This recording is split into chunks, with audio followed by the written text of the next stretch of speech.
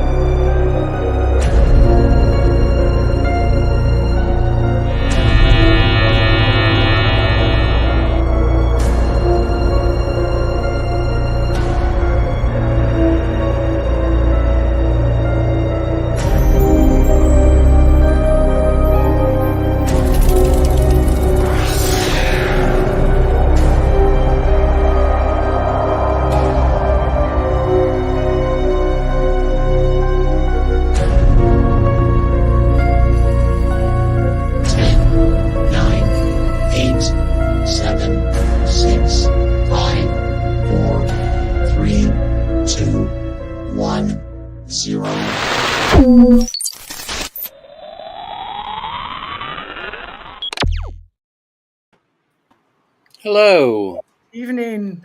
Good evening. Welcome to 12th Dimension, Part Codes of the Unknown. Yes. And tonight we are joined with the wonderful Lon Strickler. Good evening. Yes. Good evening, Lon. How you doing? Oh, we're Fine, good. thank you. Ish. For a Friday, we're not too bad. Yeah, Could be worse, could be better. Right, so should we jump straight in? Yeah, let's jump in. So last time we spoke to you, Lon, you was talking about the unseen. I said before, can you give us any updates on any progression you've got with them, or any communication or anything? Well, there's been some minor communication. We had a when I first came out with what was going on and what our team was experiencing and several of the individuals on our team were experiencing, it was I blame myself for this. I went ahead and started putting some of the information up on the blog.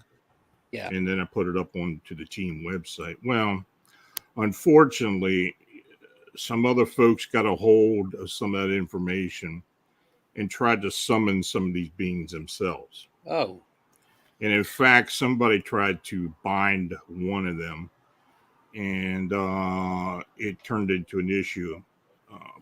And the person was hurt too. They didn't, the unseen one or the actual being itself did not appreciate that, and we kind of got told that we had an issue with it. So we kind of backed off with them for a while, though. The two ladies who have been working on it in particular have still had some contact with them, and we had a couple people on the team who've done that. So it's working itself back up, and we'll probably do another update show in the near future. But at this point right now, there's just not a whole lot going on.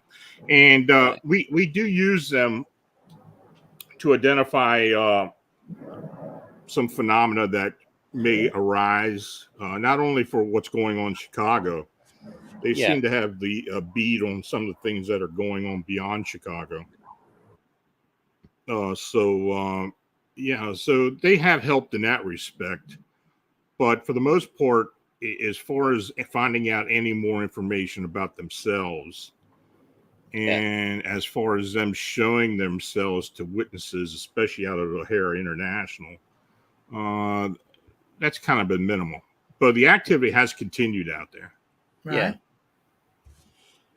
Have they give any reason why they're here? Or what if it, excuse me, is there anything in particular they're looking for, or do they just want to communicate? We still don't know why the communication started. I know that they realized that we were looking into the phenomena. Yeah. And that they did contact some of the psychics on our team. Yeah. And because of that, they can start the communication. But as far as going into depth, we have really not gotten to that point, though we know more about them than we did before. Yeah. That they are from another dimension, a linear dimension to ours. Right. And that they can access our dimension through portals, if you want to call them that, or gateway. Yeah. They have the ability to do that. And they have shown up, and in fact, one of our team members did have a physical contact with them at one point at the cemetery at O'Hara. Yeah. So I mean, it's baby steps. I don't see it really going too quickly unless something does come up to where we need to communicate with them and to get more information, and that they're willing to put that information forward to us. So, we don't want to do anything to compromise our communications with them. Yeah, no, totally get that. Cool. Have you got any other projects going on other than the Unseen? No, we always got stuff going on. Of course, we've been doing the winged humanoid phenomenon in Chicago, which are the unseen ones. Yeah. And we've been getting, I'm in Pennsylvania, and a lot of our team do work in Pennsylvania. We've been getting a pretty fair number of upright canine dogman sightings and encounters since the spring. We're currently working on 2. We're also getting information about another team's encounter as well here in the state. So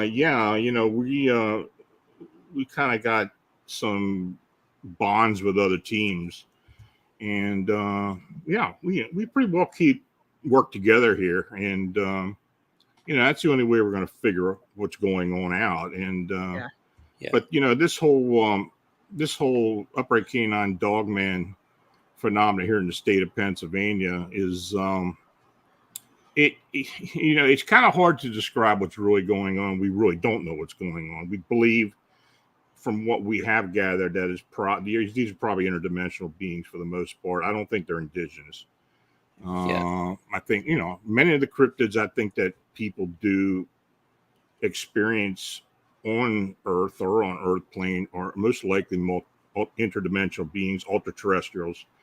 And though I do believe, as far as Bigfoot, Sasquatch goes, there are some beings that are indigenous in certain parts of the world, in particular the Pacific Northwest, down in Florida, and a few places.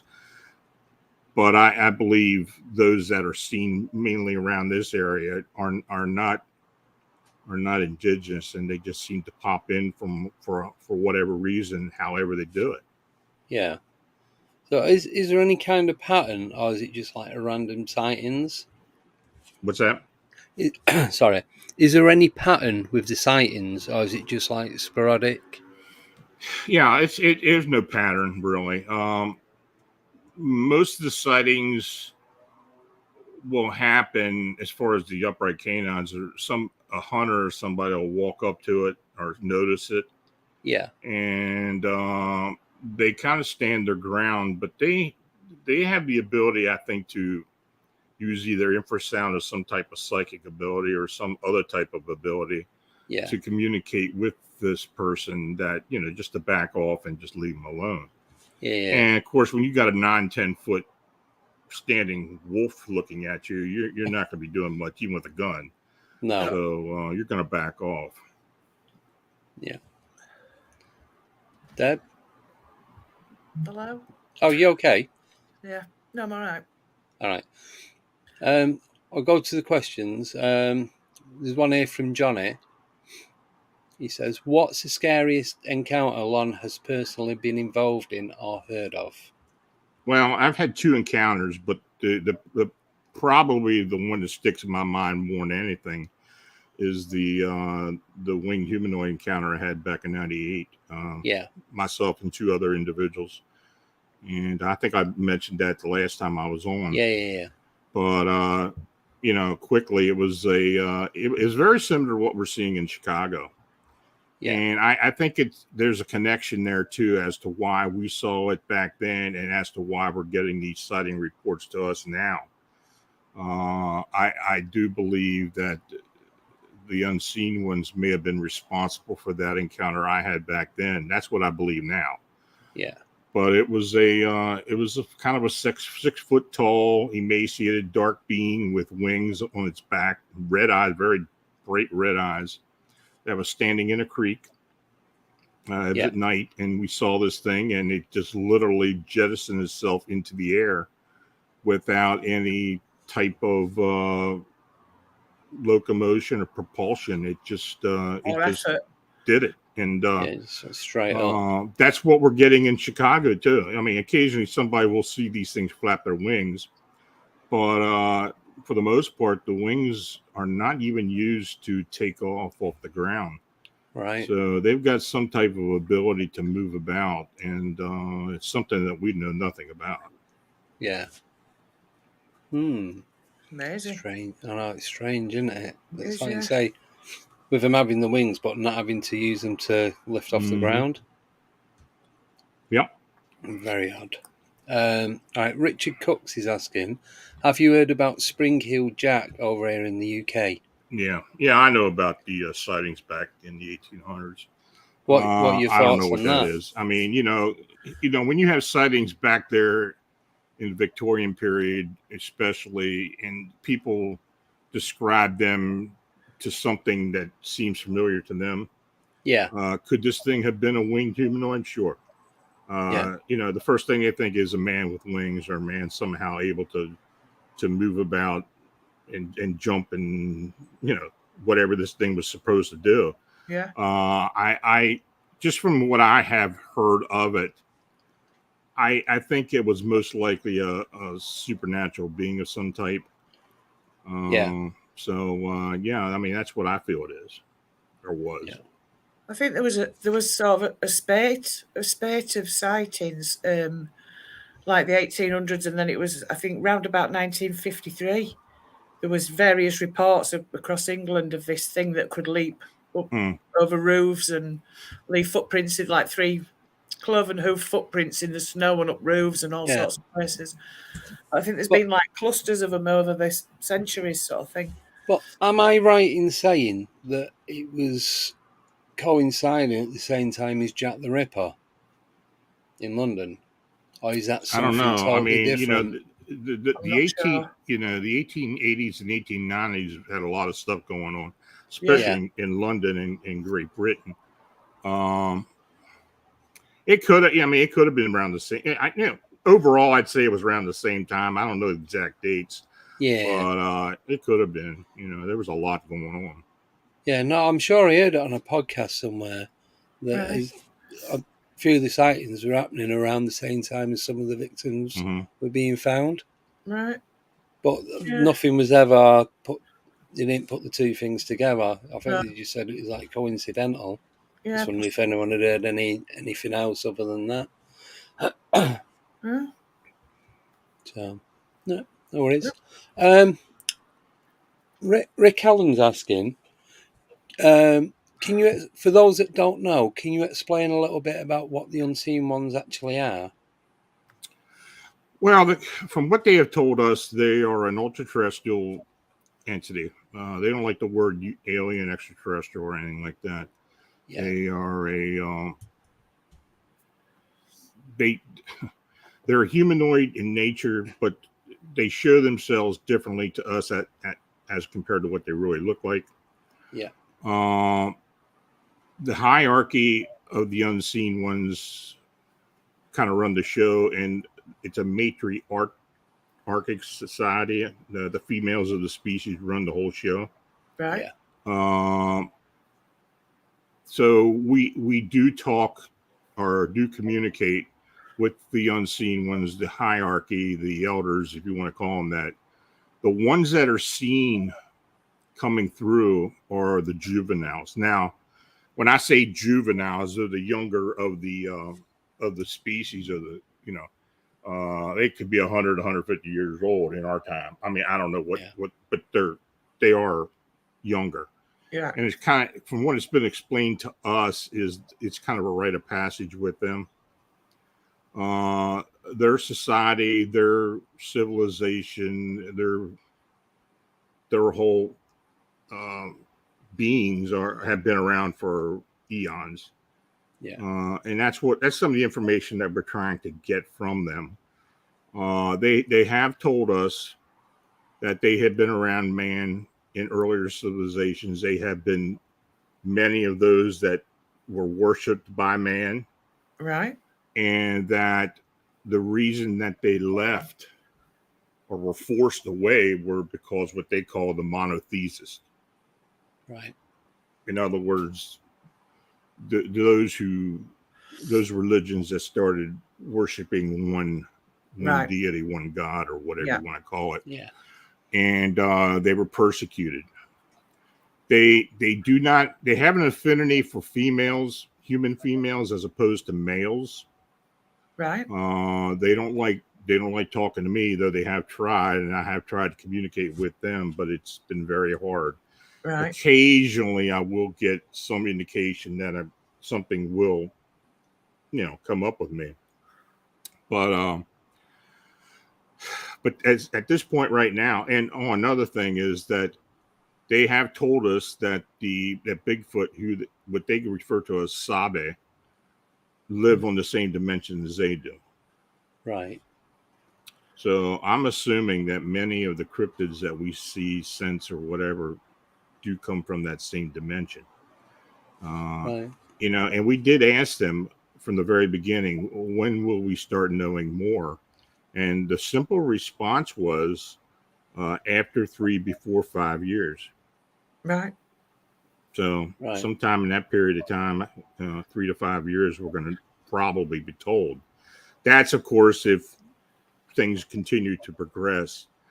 So I'm not really expecting a whole lot of things to progress quickly. And of course, we're still doing the investigation, of what's going on in around Chicago and the area. And, I'm quite sure we're going to have more sightings of something, even though some of the sightings have evolved at some point. There are some variations as these new wing beings come in.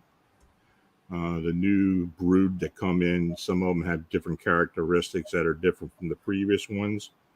I think the last time we were told that there have been 13 different wing beings from their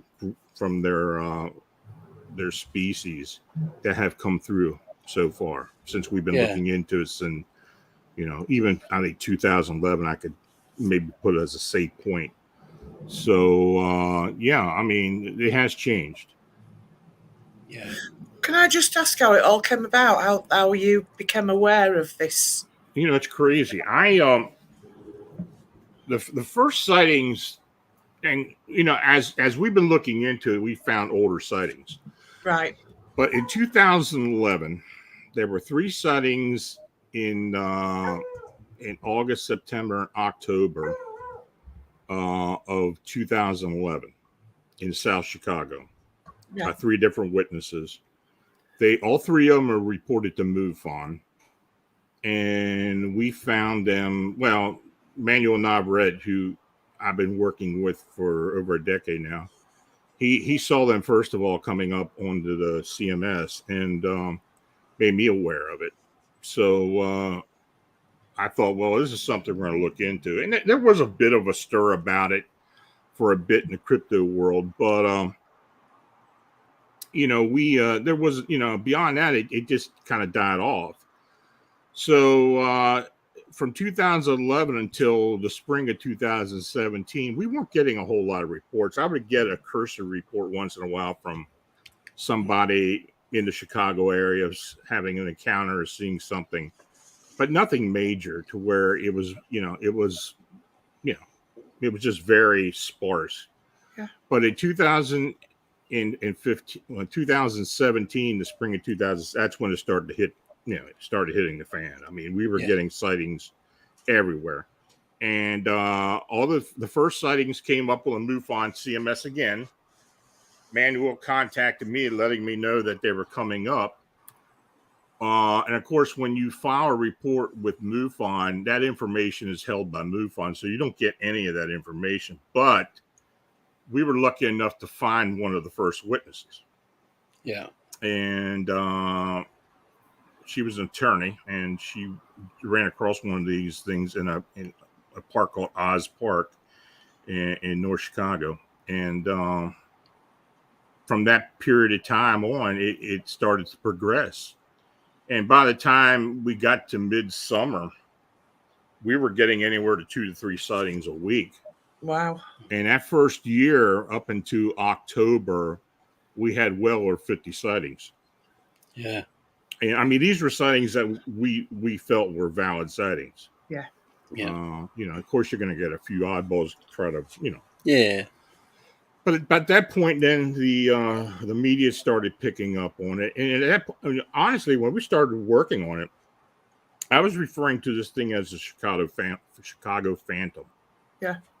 And of course, when the media got a hold of it and they know about the Mothman thing, they started calling it the Chicago Mothman, which, I wasn't thrilled about. But, just not confuse anybody, I went ahead and went along with the name.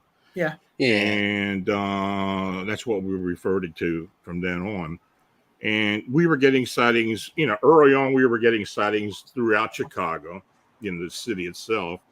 A lot of them along the lake, some in South Chicago, Little Village, we had several. Lincoln Park, we had many. Then it started to spread out to the suburbs. And, and until this point, we're getting sightings as far north as Milwaukee in Wisconsin, into southern Wisconsin, throughout northern to mid Illinois and into Indiana. So we're concentrating on sightings that we get within a 200 to 250 mile radius of the city. Yeah. So at this point right now, we're at 148 sightings. Wow. Yeah. That is a lot. Copy what I'm saying. That is a lot. I mean, there's never been anything like this before. I mean, that many sightings in one region, and especially of a winged humanoid type being. Now, people call them all different things. I mean, they call them gargoyles. Some people even refer to them as being the Jeepers Creepers character, looking like that. But it's always got that humanoid aspect to it. And I'd say 95% of the sightings, the wings are that of a membrane bat-like wing, gargoyle-like wing. Yeah. So, and I also say maybe 70% have red eyes. So, I mean, there are differences, but it's not a whole lot of difference. Yeah, just slight. Yeah. Right, I'm going to ask the questions in relevance rather than order, otherwise it won't make much sense. I don't care. Is that okay? So I'll jump onto the one that Rick Allen sent. Does Lon think that the cryptids are engineered by the unseen ones? I guess there's a possibility. I don't have any information to, that makes that, has any proof of that being actually, going on. But I guess it's possible, Yeah. I mean, I don't, they call themselves ultra-terrestrial. I don't know how much their technology is, though it's got to be very advanced. Yeah. But from the way we have talked to them or have communicated with them and what they've said to us, I believe that they do have a reproductions. They do reproduce with male and female of their species, and that that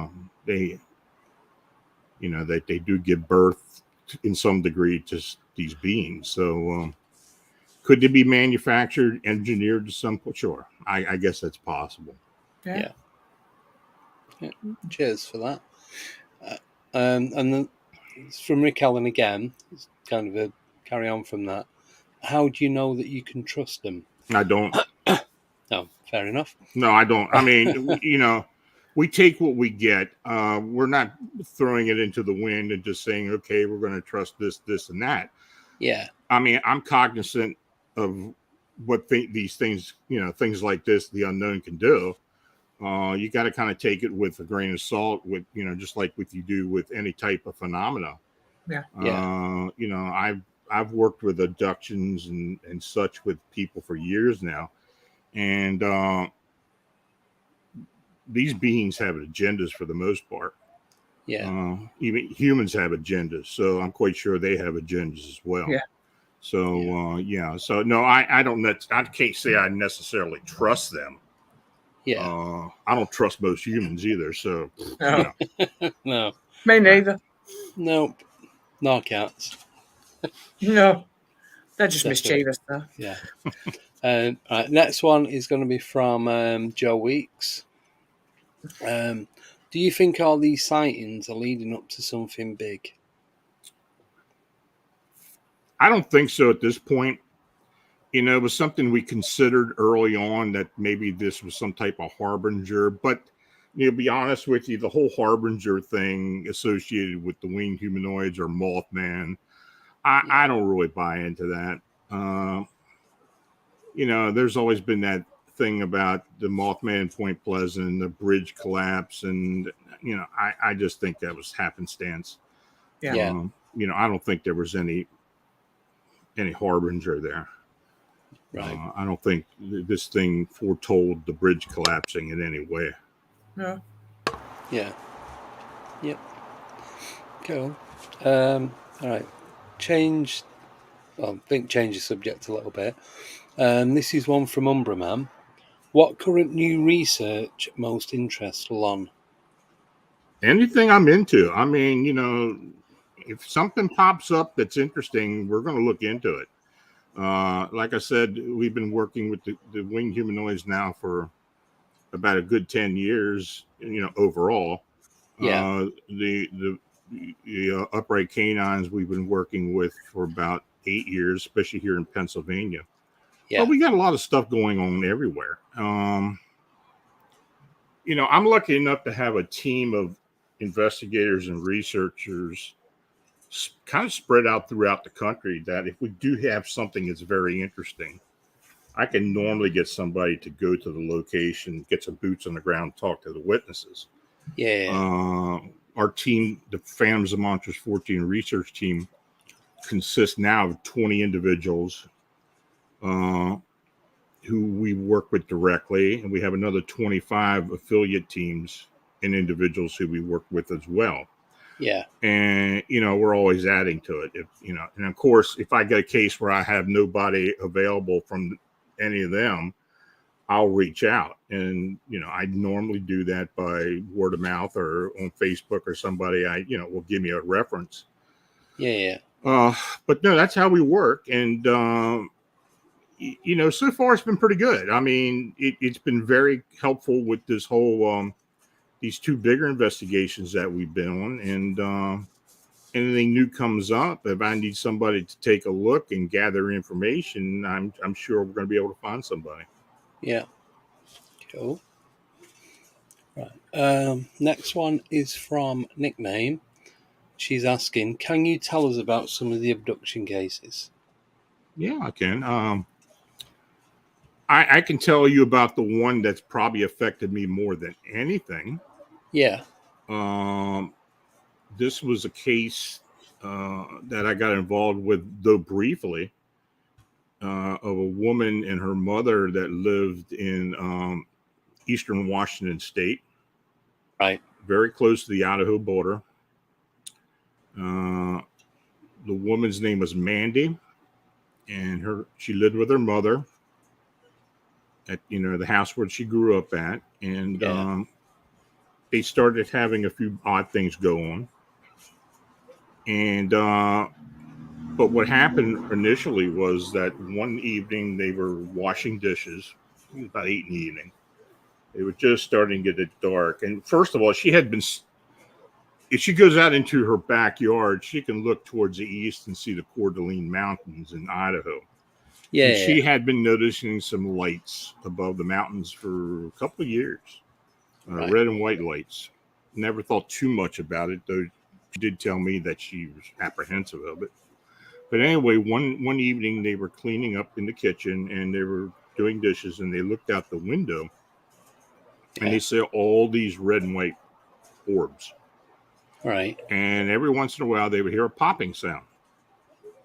Yeah. So Mandy went out onto the back porch, and there were thousands of these flying around. And every time a pair of them would strike each other, they would make a popping sound. Right. She ran through the house, went up into the living room, looked out the bay window, and they were out in the front yard and across the field, across the road. So there were thousands and thousands of them up there. So her mother went to make a phone call to call the police about it, and the phone was dead. Right. So they kind of endured that for about a half an hour. Then it just all stopped. Yeah. And the phone came back on, and, they'd figure, well, I'm not going to call the police now. There's nothing out here that they call them for. So a couple nights later, Mandy was in her bedroom, and her mother had already gone up to bed in her room, and she started hearing something up on the roof, like something walking on in the attic, and something scratching her up on the roof. Right. She looked out her window in her bedroom, and these red and white orbs were out again. Yeah. And by that time, her mother had heard it. She ran into Mandy's room. They were sitting on the bed. The phone went dead, and then all the power went off. And they're sitting there for about an hour, hearing all these footfalls, tiny footfalls up in the attic and up on the roof. Yeah. And about an hour later, it just all quit. Lights came back on, phone came back on, and so from all indication I got, this happened a couple more times. And after that, they contacted somebody. They had talked to an investigator in Spokane, Washington. Right. Now, he was a UFO guy. I don't think he really did much as far as alien or any type of encounter stuff. So he gave them my name. So they called me. Yeah. And we were talking. They were telling me what happened, everything. And I'll be honest with you, what they were telling me, I thought this was going to increase. This was going to. Yeah. I didn't have a good feeling about it. I thought that, well, this is happening now. It's probably going to get worse before it gets better. Yeah. But I didn't want to say anything. I told him, I said, look, and we talked for about 3 hours. Mm-hmm. Yeah. And it was getting late, and I told him, I said, look, tomorrow, let's talk again tomorrow evening. We can go over if anything happens tonight or anything else, and we'll continue on. I told him, like I do with all my experiencers, that keep a record. Yeah. Write down anything that has happened, and we'll go over it the next day. Fine. So the next day, I tried to call. Nobody answered. I never got a phone call. Right. So about 5 days later, on a Sunday, Mandy's mother called me. And she said, I'm so sorry I didn't contact you, but we had a problem. And I said, well, what's going on? She said, Mandy's missing. Oh. And I said, what do you mean she's missing? Well, she's not here. Then she told me what happened. Right. Apparently, that same night we had talked. Yeah. She had gone up to bed. Her mother was sitting down in the living room watching TV. When her mother turned the TV off and walked up to the bedroom, she saw Mandy's light was on in her bedroom from underneath the door. And she knocked on the door, and there was no response. She opened the door, and all the lights went out. Wow. Oh. She reached in and flicked the light switch, and it came on. Yeah. But she called out for Mandy, and she was nowhere to be found. Mm. She went in the bathroom because she had a bathroom in the, attached to her bedroom. Yeah. So she's running over the house yelling for Mandy. Outside the house yelling for Mandy. She has nothing. Mandy's car is still there. All her effects are still there. Pocketbook, everything. All her clothes, everything's still there. So she calls the police. So, of course, the police come. She tells her what happened, tells the cops what happened. The police said, well, she's an adult. And Mandy was a school teacher, by the way. And she said she's an adult. Maybe she ran off with somebody. Yeah, that's what they normally say. Yeah. She's an adult. She can do what she wants to do. Well, so after 5 days, she calls me.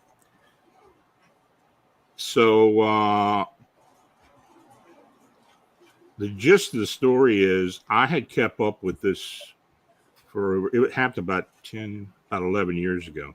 Right. And I have checked with the Washington State Police, and Mandy's never shown up anywhere. Wow. Now, her mother has passed since then. Yeah. Oh. And, of course, somebody else is living in the house, from what I understand. But there is no record of her whatsoever. She just up and left. I mean, was she taken? I believe she was. Yeah, definitely. And I'll be quite frank with you. I was really upset by that night because I thought, well, maybe I could have done something to help them, though I know now that I couldn't have. I could have warned them, but really, what was I going to do? Yeah. And that kind of disturbed me for a while. So that's the one abduction case that is probably on my mind more than any. Yeah. Yeah. I can understand why. Yeah, because you was in the middle of it, weren't you, really? Yeah, I mean, it's just like with any case or any account that you get, these people trust you enough to tell you what has been going on in their life or what they experienced. Yeah. And when they do that, you become part of the case. Yeah. And then it's upon you to do the best you can to answer their questions, alleviate their fears, and try to come up with an answer. Yeah. So, I mean, I take that as a big responsibility, though, I'm very confidential about what's going on. I won't release anything as far as, the actual individual's real name. And Mandy's name wasn't Mandy. I mean, I guess that. So, so that kind of hit me between the eyes. Yeah. I'm not surprised, to be honest. It would have done me. I know. Yeah. Sorry. Stockholm Pearls and Views. They asked, have the police have any theories about what happened? Nothing. I've never been interviewed. I've never been questioned about it. I do know they had a detective assigned to it for about a 2-year period, and they really didn't start looking into it to maybe 6 months later. Yeah. But they have no idea what's going on. Did none of the police speak to you about any of what went on? Nothing. Nothing. That's strange. That's bad. That is bad for the police to not. Well, in a case like that, if it was a child, then you'd have all kinds of things going on. But as far as an adult, unless they have a body or something or evidence that there may have been a foul play, then then they're going to, they're going to investigate it. But as far as just up and leaving like that, you tell the cops, well, I think she was abducted, and they look at you like, I was just going to say that would be the last thing on their mind, wouldn't it? Yeah. Yeah. It's just under the circumstances on how she went missing. Yeah. Like you said, she was in a room, she was in the house with her mother. Her mum went in to check, and she wasn't there. And there's no trace of her leaving, no trace of her still being there, nothing. No, and her mother had no clue what was going on. Yeah. She assumed that she was taken. Yeah. I didn't even have to tell her because she asked me, she said, "We think she was abducted." Yeah. Well, I guess it's a possibility. I mean, the fact that her car's still there, all her effects are still there, her license, or all the belongings, her credit cards, and from what I understood, when I did talk to somebody 2 years later, nobody had touched her bank account or anything, and in fact, at that time, she wasn't even declared dead. Her mother, in fact, I don't know if anybody has filed for a death certificate or not with her, because I don't think she was declared dead before her mother passed. Right. So I don't know what the situation is. And I don't even know if she had any siblings or anything. Yeah, I was just going to say, do you know if she had any other family? I don't know. No. That's shocking. Very strange. It's one of those things that just make you forever wonder. Yeah. Yeah, well, when you get involved with these type of cases and stuff, you're going to occasionally something's going to pop up that, it makes you think about it. So, Yeah. So did the mother have any interaction with these orbs, or was it just a dog? Not from what she told me. Nothing. It's probably that they set their sights on Mandy, and they didn't want the mother or whatever. Yeah. I'm presuming her mother didn't have any more episodes after Mandy disappeared. I never heard of anything. No. I mean, I talked to her at that time, and I talked to her a couple weeks later for an update, and that was the last I heard from her. Yeah. Yeah. Until I did make an inquiry and found out she had passed. Yeah. Right. And that was probably about 3 or 4 years after the incident. Yeah. Right. Sorry, I'm just looking at the questions now, just seeing if there's any relevant to what you were just talking about. Right, there's one from Rick Allen. He's asking, what is the purpose of the abductions? That's anybody's guess. I've got theories. Yeah. Just like everybody else has their own theories. Yeah. I have been involved with abduction scenarios for about 30 plus years now. Yeah. I believe, and this is my theory. I believe humans have a relationship or have some connection with these so-called alien beings. Yeah. And in fact, I think the alien beings or the extraterrestrials that people see or have contact with are actually evolved humans. Right. That have come back through some type of means, time travel, portals, or whatever. Yeah. I think they, after all the time that's passed between us and them, they may have lost some things. They may not have the same physical makeup as we do. And of course, you look at them, you can tell there's some differences. Yeah. And the first time I got to thinking about this when I was talking with David Eckhart. Now, David Eckhart is an individual who had been going through some abductions and such with his family for years.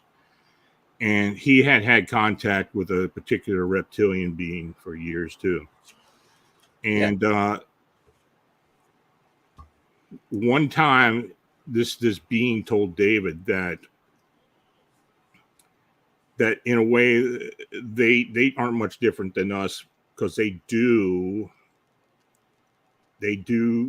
have faith or believe in a higher being, a higher deity, just like we do with people, humans have with gods and such. Yeah. But as I got to thinking about that, there did seem to be a lot of animosity towards us, towards humans, by these beings, in particular the reptilians, because they didn't like us. Right. I mean, they just don't like us. And that one being told David he didn't like him. But it was his obligation to do what he was doing with him, because for whatever reason, David showed a lot of different things that David really doesn't even know why yet after all these years. But anyway, that's why I think they do have an agenda at some point. But anyway, I think when they abduct humans, I think there's one main reason as to why they do that. And it may answer why they actually may be conducting hybridization and doing experiments and this and that. I think they're looking for a human soul. Right. And in fact, I think they're looking, and I think they're jealous of us for believing that there's something beyond death, physical death, that we ascend to another level. And from all indications I've got from what David was told, they don't have that. They had no concept of that, but I think they're looking for it. Yeah. Right. And I think that this is why they conduct hybridization and other experiments and such with us, that they're looking for that. And they're maybe looking for other aspects that we possess that they no longer do. Yeah. So that is what I think is going on. Now, of course, it's all conjecture, but I believe that there may be something to that. So, I guess time will tell eventually. But, that's what, Yeah. I think we have a stronger connection with them than what most people will think. Yeah. Yeah. Definitely, yeah. Yeah. I'll jump to this one from Nickname. She's asking, are there any other abduction cases that you can talk about? Not right now. I don't have anything right now. Right, okay. You hear about a lot of abduction cases. Yeah. You hear there's a lot of them going on here and there, but they're pretty rare. Right. The abduction scenarios have kind of evolved over time. And I wrote about this in my book, Alien Disclosure. Yeah. When you first started hearing about abductions, Betty and Barney Hill, like that, and it started going mainstream, it was mostly people being stopped or encounter a craft, some type, where these alien beings or these beings would take them into the craft and do experimentation. But that had kind of evolved over time to the point where there were a lot of abductions that included taking of eggs and sperm and human reproduction and and we heard a lot about that. I have worked with female who have been abducted who would consistently lose a pregnancy at the end of the first trimester. Yeah. They would literally be pregnant. And I have one individual who I worked with who had 4 of these. And the fetus was gone after the first trimester.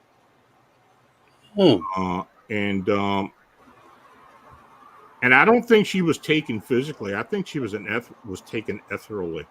Yeah. In other words, I think that they were able to remove this child by some type of bilocation ability or something. Yeah. Yeah. it's nothing that we have any idea how it happens as such. But No. She had the proof. I mean, she had the ultrasounds. Yeah. And each time she'd be barren after the first trimester. It happened 4 times with her. If she's a fairly young woman. Yeah. But as time has gone on, most of the abductions you hear about now, the ones that happened in this time period, I'd say since the turn of the millennium, have been instances where these beings would come into a bedroom or into our home or something and either remove them physically or ethereally, take them to another location, or just do whatever they need to do right there. Yeah. So, and many times now, when there are abductions, you're not dealing with just a grays and maybe a reptilian being. You're dealing with a plethora of beings, including humans. There have been a lot of human beings, and I'm not saying her hybrids. I'm talking about actual humans that seem to be working with these groups. Yeah. And you see 3, 4, 5 different types, and there always seems to be a hierarchy. A top being, usually insectoid, that seems to be running the show. And it's pretty consistent when people tell us about this, because they had no idea about other abductions. They have never heard of it or done it. And they tell you the same story. Yeah. So, So that's kind of where it's evolved to at this point. Right. Cool. Thank you. Right. I'll do one more question before we have a break. Is that okay? So this one's from Ryan. Good to see that he's back after going missing. Right. Has the US government come out recently to admitting aliens are real? No. No. No, they're not gonna say aliens or non-humans or non-terrestrials are real. That's they're only gonna say that they need to say it. If they land on the White House lawn and go and take the president, then I think they're gonna say something. Yeah. But as far as seeing craft and lights in the sky, they'll talk about that. But as far as beings and non-humans, no, they're not going to talk about that. No. And I don't think we're ever going to get any type of disclosure from the government at any point, unless they absolutely have to say something. Yeah. Like a big mothership's hanging in the air and nobody can deny it's there. It's not a bit Independence Day, that type of thing. Yeah, I think it has to be something like that. Sorry. Right. Ryan's just he's rewritten what he said. He didn't mean to write aliens, he meant to write UFOs. Right. The government the UFOs being course, real. Yeah, I mean, there's they're kind of spoon feeding us these UFO images and videos and this stuff that's been declassified a decade ago. They're kind of putting it out there, but people that have been involved with UFOs knew about these cases anyway, so they're not really showing. The general public, it's big news to them, but it's nothing that we don't hear about a lot. A lot of different similar type of scenarios. Thank you. Right, so we'll do a quick. Well, it won't be quick. It will just be a 4-minute break. Yeah. Quick, slow, medium, whatever. So. Okay. Yeah, we'll carry on with the questions right after that. So see you in 4. Okay. Cheers.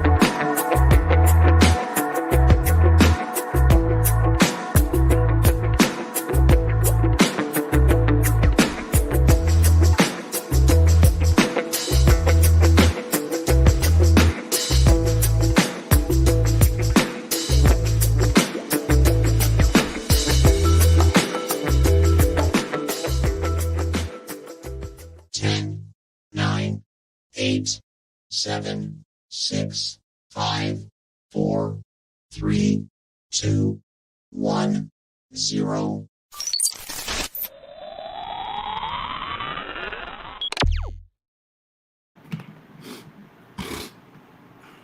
And we're back.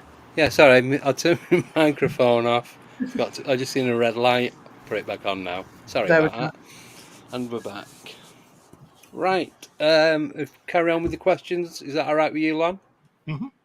Cool. All right, just let me find them. So we're gonna go to Umbraman. He wants to know: has Lon or his team asked the unseen to share tech or knowledge to help humanity? If so, what was asked for? Good question. Yeah, well, we've asked, and they haven't been too forthcoming so far. They've not. No, and Right. I think that goes into the same category that you'll know more in 3, and after 3, before 5.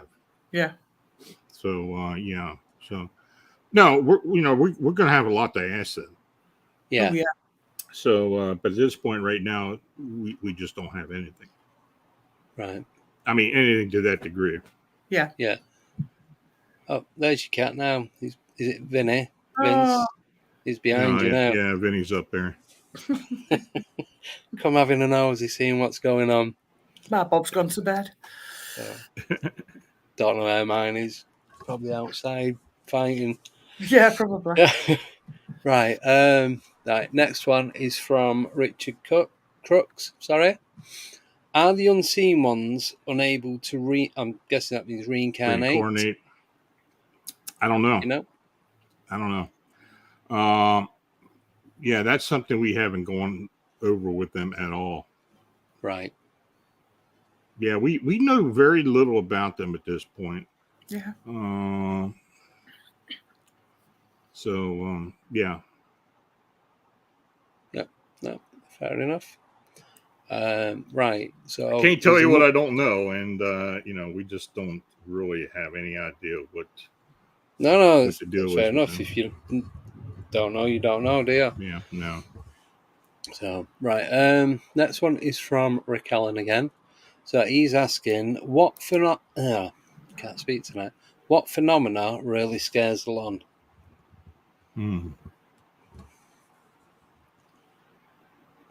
Well, as far as I don't think I ever want to be in contact with any of these upright canines. Yeah. No. I mean, I can investigate them, but I really don't want to run across one of them, especially very close. No. I I'm guessing. Yeah, sorry, I was just going to say, I'm guessing you've not had any encounters with them then. I haven't. I have people on the team who have. Yeah. And actually, tonight at 9:00 Eastern time here in the U.S., on my radio show, Phantoms and Monsters Radio, we will be talking about the upright canines. Yeah. And I will have one of those gentlemen from my team who has had 2 encounters, actually. So, right. Cool. So you say that's on tonight? Yeah, that's tonight. 9:00 p.m. 9. So that's 9 your time. So what? Yeah, Eastern time. Yeah, so that's going to be. That's 5 hours from now. Yeah, 2 a.m. over here. I might still be awake. If not, I always try and catch up over the weekend. Well, anyway, yeah, so. I mean, it'll be up on YouTube, so. Yeah. Because I normally, by the time I've done this and done the editing, it's about 1 a.m. So it's time to go to bed. Oh, I get take the missus to work and what have you, like 8 o'clock the next day. So while she's there, I jump on and watch YouTube while I'm doing everything else. So, yeah, I always try and catch up. Right. Next question is from Stockholm Pills and Views. And they want to know, some people radiate good energy. Maybe that is attractive to aliens. Do you think they feed off it? I don't know. I guess it's possible. Though, I don't know. I mean, I don't know if they're attracted to certain human energy. I have no proof of them actually No, I had no proof of that. So I really don't know. No. Right. I mean, it's a thought, but no, yeah. It could be. They could be feeding off. It may be, it may be, it may be a prerequisite to who they pick. But I really don't know. Okay. Thank you. I've done that one. So Nickname's asking now, what are Lon's personal experiences? Ooh. Well, I've had some experiences over the time. Yeah. My first experience when I was 9 years old, the one I remember. I used to spend a lot of time on the Gettysburg battlefield when I was a kid. And I would ride my bike out there and onto the battlefield during the summer, and I'd spend time out there. I was kind of a little history nerd anyway. Yeah. So, and I'll be honest, I always knew there was something different about me. It's not like, I didn't grow up in a haunted house or see ghosts or stuff like that. I could sense things sometimes. My intuition was pretty strong. Yeah. I could sense when something was going to happen sometimes. Yeah. But anyway, I was out on the battlefield, and people familiar with Gettysburg, there's an area called the Valley of Death. Yeah. And it was very active on the second day of the battle. It's between Little Round Top, the wheat field, and Devil's Den in the Rosewoods area. But anyway, I was on that access road, and it was in the afternoon, and all of a sudden, it's like a large TV screen opened up in front of me. Oh. And I was seeing soldiers, hearing gunfire, smelling gunpowder, cannons. I mean, like for 30 seconds, I was in the battle. Yeah. And, I don't know how I felt, how I reacted to it. But all I know is I saw it. Yeah. And then it just went away. I mean, right there, I knew that there was something different going on with me. So, so that was kind of the first real experience I had with the paranormal. Yeah. And as time went by, that's kind of, that was 1968. Right. So I'm kind of dating myself now. And I was, and all my time through high school, I was interested in the paranormal. I would go out and look at things and do my own little investigations and such. But I do have some psychic ability. I am an intuitive, and I could use that to a degree. I could sense some things. But and I continued doing that when I moved down to Maryland, around the Baltimore area. I was still doing investigations, kind of word of mouth by then. If someone needed somebody to come into their house and give them an idea of what was going on, or a business or a location, that's what I would do. Yeah. And I did that until, and I still do it, Yeah. But that is the main focus of what I do now. I mean, I had a Bigfoot encounter in 1981 in Sykesville, Maryland, near Sykesville, Maryland. And when I had that encounter, that kind of changed everything. And when I saw this thing, I knew there was something else going on. I didn't know what I was really looking at. I figured it was probably a Bigfoot. But, as time went on, I started learning about the phenomena. I started doing interviews with people who had encountered them. And that's became my main focus as far as the paranormal goes. So. Yeah. Cool. So can I ask you what your strangest personal encounter was? Well, I think the winged humanoid was the strangest. Yeah. I still think that's the strangest one. Yeah. I mean, And and the reason being that I had no idea that these things were real. And of course, I had heard about the Mothman at Point Pleasant and all that, but when you see it and you hear it, and you can't explain what you're looking at, then your perspective is absolutely changed by then. Even though I had been jaded by then, because I knew there were a lot of weird stuff out there. And so that's kind of where it started at, where I really got involved with everything. Cool. Thank you for that. Question kind of linking to that. This is from Nickname. She's asking, are winged humanoids, Mothman, etc., are winged humanoids, Mothmen, etc., are a different entity? Yeah, I think they are. From what I believe, after investigating, and I did a lot of investigating of the of the Mothman at Point Pleasant for years. I've been down there and worked there for years and years and years.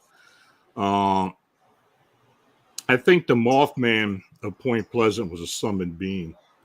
Right. And the reason I say that is because of the spirit energy that is located all around the area, because the area has a lot of heavy indigenous spirit energy. But in particular around the area of the what people call the TNT plant, but it's the West Virginia Ordnance Works. They used to make dynamite there and such during the war. And I have been there and then done investigations. I've heard some really amazing EVPs, but I've picked up on a lot of different stuff there over the years. And I believe that this spirit, this strong spirit, was threatened by humans who were coming into the area, especially young folks who were coming in there, parking and carrying on. And I think it felt threatened. And I think this being was summoned from another dimension as a guardian or protector. So when we, and I have had sightings of these things down in and around Point Pleasant ever since that time. I mean, it never stopped. There have been sightings in that Mason County area up and down the Ohio River for years. Right. This phenomenon continues, no matter what people say now. It does continue. Right. Well, now going into what is going on in Chicago, I think they are different entities. Yeah. But I think they come from the same place. Right. And from all indicated, we have communicated with the unseen ones about this. Yeah. And they are telling us that being the Mothman at Point Pleasant was a rogue. Right. Was not supposed to come out and go into where it went. Right. Was not supposed to cross into our dimension for whatever reason. We weren't given a reason why. Right. We were told a few other things about this being, but quite frankly, I'm not really supposed to talk about that yet. Though I will say this, there's a good possibility it still exists, the original being. Right. And it still exists on this plane. Yeah. Ooh. But there are differences. Yeah. And the humanoid, the winged humanoid phenomena is a worldwide phenomena, but it's most prevalent in North America. Right. In the United States, we get a lot of them. Up in Canada, especially in southern Ontario, in that area, we do get a few of them. Yeah. They do pop up. Occasionally, we'll get one out in Europe. And the only winged being, now, I wouldn't say it was a humanoid, but, people are asking about harbingers and if there's some type of harbinger aspect of winged beings. Yeah. The only instance that I know of where one of these winged beings was documented prior to a disaster was at Chernobyl. Right. Because the people who lived in the town outside of Chernobyl and people who had worked at the plant had noted that there was a large black bird type creature flying above the reactor. Yeah. Days prior to the actual accident. And they did make note of it. They called it the Blackbird of Chernobyl. Yeah. Now, was it a winged humanoid? I don't know. Right. But there may be some connection there as to a harbinger. But other than that, I just don't really buy into it. Right. So, but there are differences. I believe there are differences. Yeah. Jumping back to Point Pleasant, do you know Indrid Cold? Do you think he was connected to the Mothman, or do you think that was a totally different? I have a good friend by the name of Ray Keller, who's a PhD professor of history at West Virginia University. But he's retired since then. But he's probably the most knowledgeable ufologist that I know of. Right. And he is very deep into the Indrid Cold story and a few of the other people who were investigating these UFOs and other phenomena back then. Yeah, because it was John Keel as well, wasn't it? Well, yeah, and he knows a lot about Keel. I mean, and I believe that he believes that Indrid Cold still exists, actually. Yeah. And it has something to do with the Mothman. Right. I have not necessarily made that connection. Right. But when we had something come up about a year and a half ago where a woman in New York State had seen a winged humanoid. And when she saw it, it was outside her house. Her phone rang.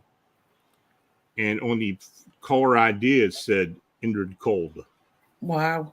Oh. And on the other side of the line, the person said was, do not report what you've just seen. And hung up on them. Wow. Yeah, you're wondering now, how in the hell whoever this was knew that she saw this thing? Yeah. So she was a friend of a friend. Yeah. Who lived in New York City. He went up there to investigate it. He told me about it.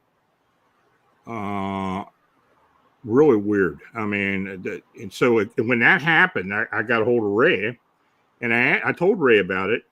Yeah. And I said, well, what do you think about Indrid Cold? And he told me, he said, first of all, I think there's a government involvement with it. Yeah. And I think it's still around. Right. So, that's all I got. I mean, Yeah.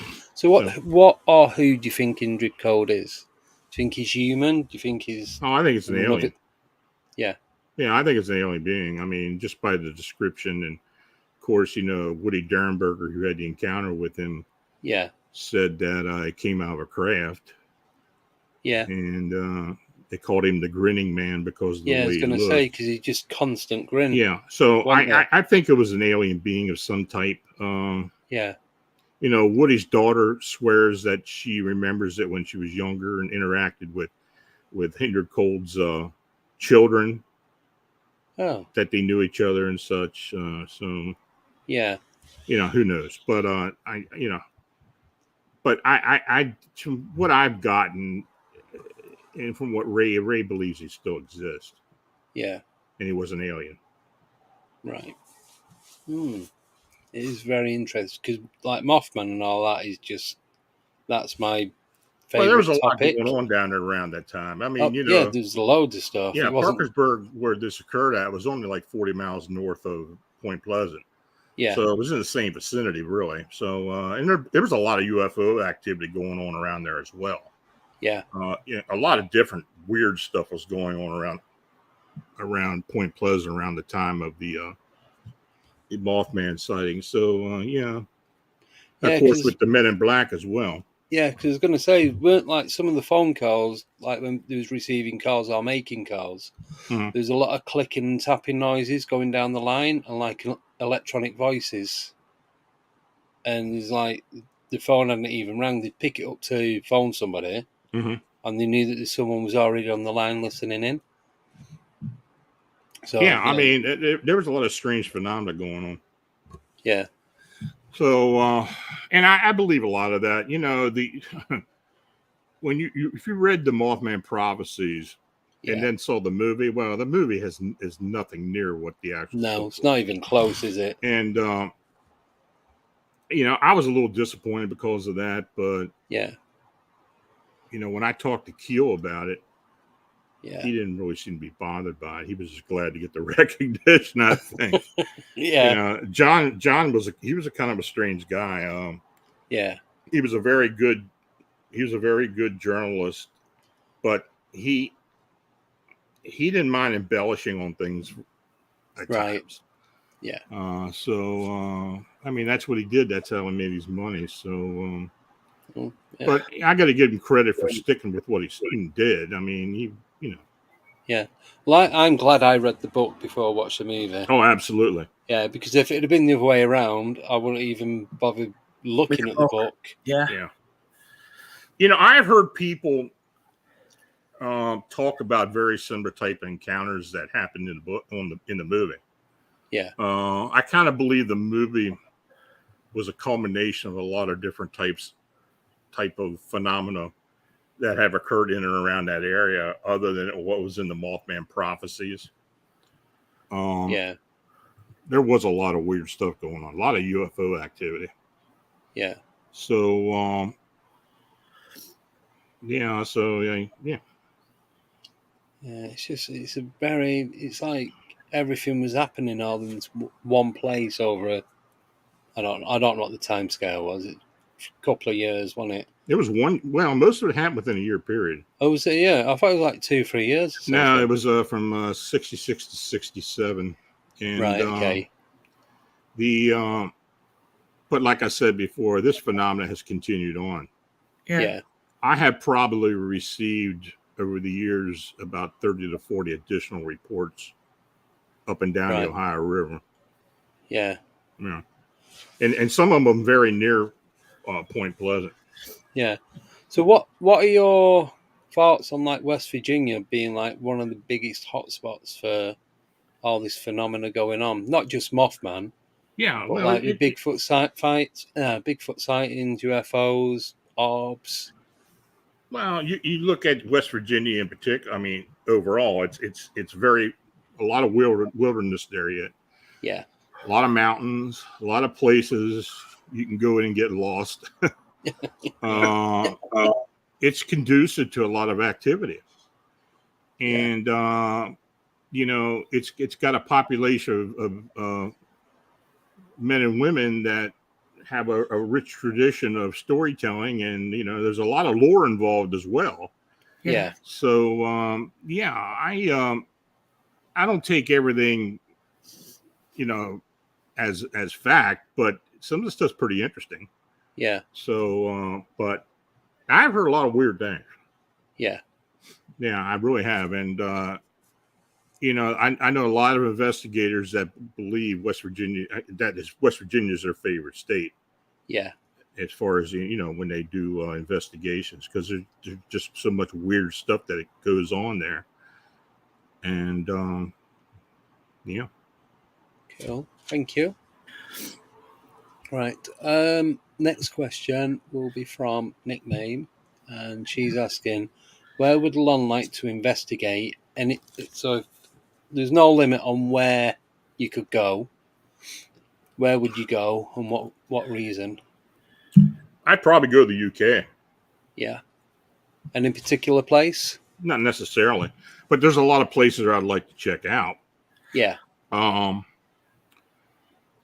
I'd like to go to Loch Ness and up to some of the old battle sites up in Scotland, and because there's a lot of paranormal activity supposed to be going there, into the Cannock Chase area. Yes. Down into Cornwall. There's a few areas that I find very interesting. I have done a lot of online work with other investigators, especially in Wales. But we had done, and then you and I talked earlier on. I know a lot about UK. I mean, I told you were saying before nut. So,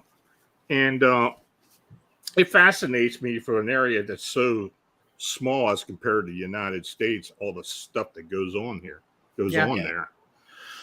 I find it quite interesting. So, that's probably be my number one place. I mean, there's some places I'd like to go up into Western Canada, maybe. Some places in the western part of the United States. Yeah. I don't think I want to go down to Florida. There's too much down there could eat me. Yeah, there is. Stay away from that. All the alligators and what have you. So, but honestly, being here, we're pretty lucky here in Pennsylvania, here in the mid Atlantic, because we get a lot of weird stuff that goes on here. Yeah.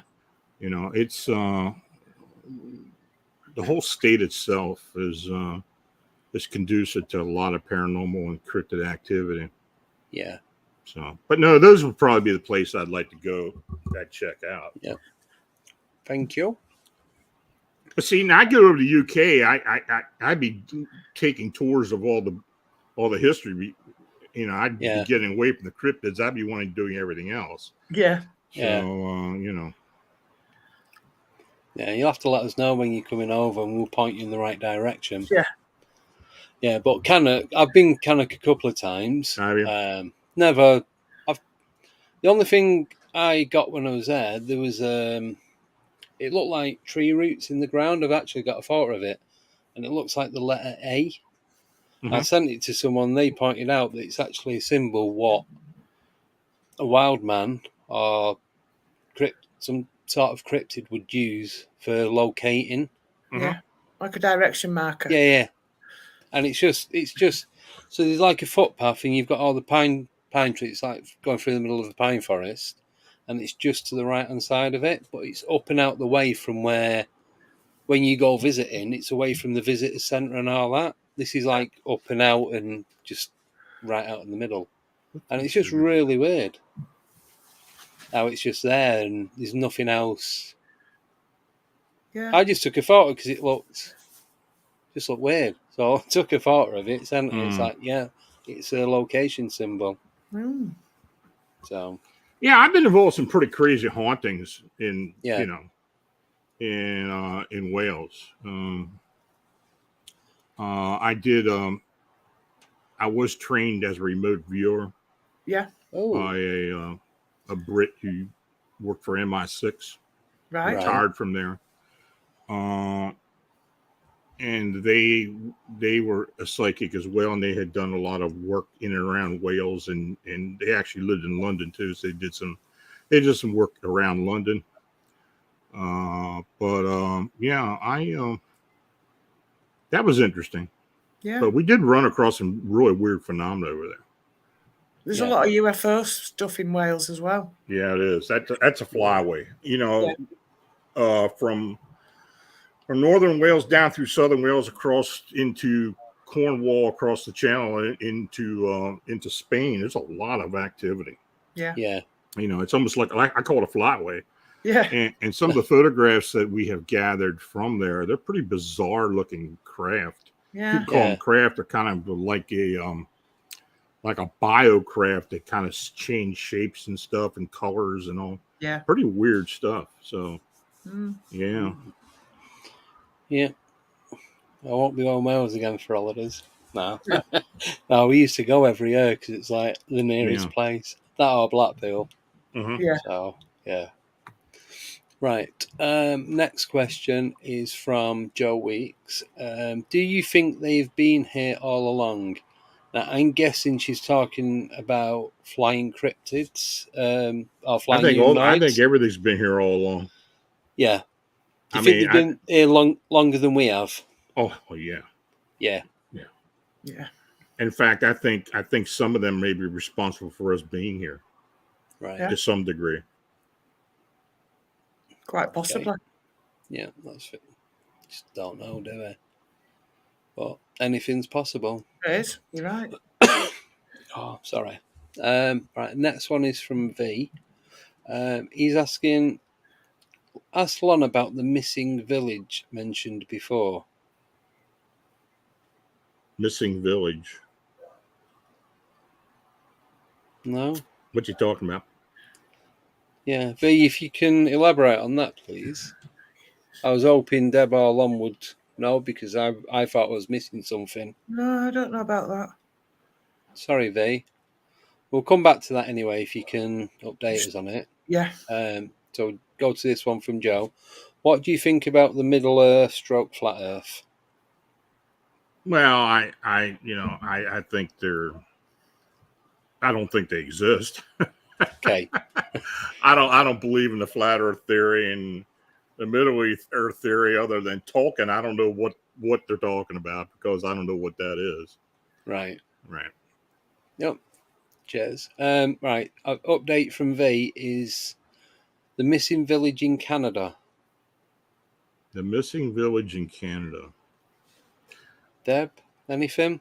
No, it's not ringing a bell for me. No, the only thing I can think of is maybe the Bigfoot thing up in Alaska. Yeah. Where there was supposedly a cannery town up there that had a lot of supposed Bigfoot activity. What was the name of that place? Port Chatham. Right. And there's not much left of there. Everybody kind of disappeared for some whatever reason. But that's the only thing I can think of. That's what we was talking about the other night, Deb. What was the villages went missing and all the tents and hides and everything. A lot of the outdoor clothing was there. Yeah. There was food still on the stove, but then a lot of the food had rotted. Yeah, and they'd all gone off and what have you. But I think some of the stoves and that were had only been lit a couple of days prior to whoever went in and found it. Yeah. So it kind of didn't make sense as to why everyone was gone, why there was Portlock. That's the name. Yeah, that's it. Yeah. Yeah. Yeah, there's most of the food, or pretty much all the food, had rotted away. Yet there was soup and that in the stoves. Yeah. They'd worked out that it had only been in there 48 hours or something. So everybody had just disappeared. Yeah, there's no trace, no footprints, nothing. Very strange. Very odd one. Right. Deb, have you got any questions? I haven't tonight, actually, no. Sorry. No. Just not feeling quite up to it. No. Too many gins. I think Well. that's what it is. Well, if you don't mind, maybe we can wrap this up in about 10 minutes. Yeah, because you were saying you've got a show. Yeah, I got some you've things got to your do, show so. to do. Yeah. You've got to get ready for that. Yeah, No, no it's problem. great having you on, as always. Excuse me.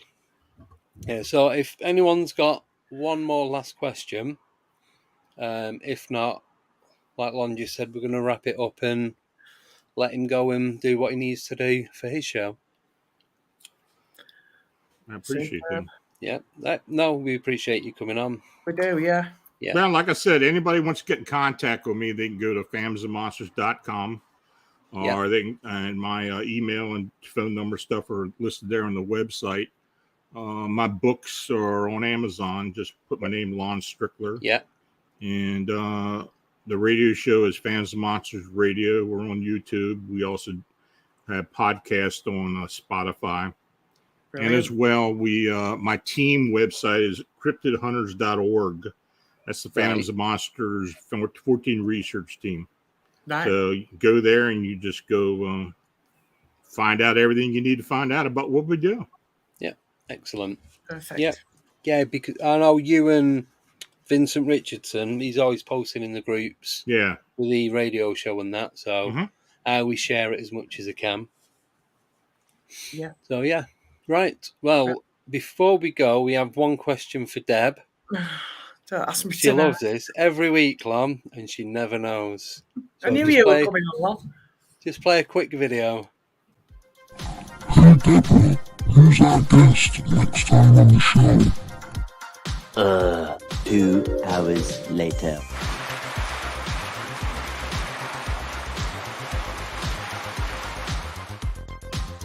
I have no idea.